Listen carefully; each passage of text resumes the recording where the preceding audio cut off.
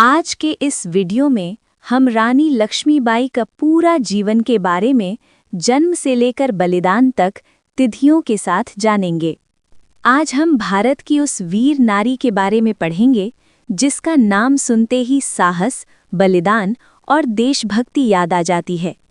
इस वीरांगना का नाम है रानी लक्ष्मीबाई। आइए उनके पूरे जीवन को क्रम से समझते हैं। रानी लक्ष्मीबाई का जन्म 19 नवंबर 1828 ईस्वी को वाराणसी, उत्तर प्रदेश में हुआ था। उनका बचपन का नाम मणिकर्णिका था। घर में प्यार से उन्हें मनु कहा जाता था। मनु बचपन से ही बहुत निडर थीं।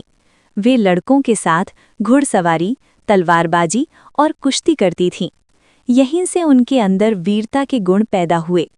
1842 ईस्वी में मनु का विवाह झांसी के राजा महाराजा गंगाधर राव से हुआ। विवाह के बाद उनका नाम पड़ा रानी लक्ष्मीबाई और वे झांसी की रानी बनी। कुछ वर्षों बाद रानी लक्ष्मीबाई को एक पुत्र हुआ, लेकिन दुर्भाग्य से उसकी मृत्यु हो गई। इसके बाद राजा गंगाधर राव ने दामोदर राव को गोद लिया। लेकिन 1853 ईस्वी में राजा गंगाधर राव का भी देहांत हो गया। उस समय भारत पर अंग्रेजों का शासन था।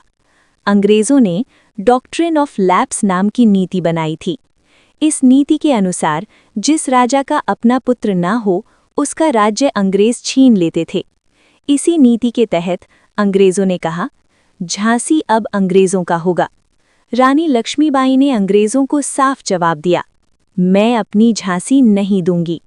ये वाक्य भारत के इतिहास में अमर हो गया। 1857 ईस्वी में भारत में पहला स्वतंत्रता संग्राम शुरू हुआ। रानी लक्ष्मीबाई भी इस संग्राम में कूद पड़ीं।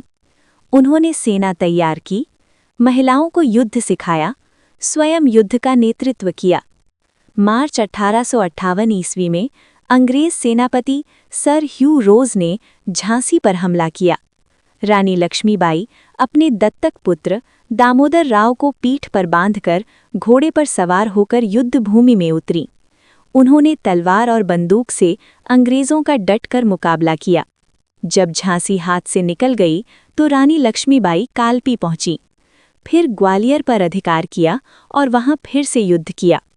18 जून 1858 ईस्वी को ग्वालियर के पास अंग्रेजों से लड़ते हुए रानी लक्ष्मीबाई वीर गति को प्राप्त हुईं। अंग्रेज भी बोले, रानी लक्ष्मीबाई सबसे बहादुर नेताओं में से एक थीं।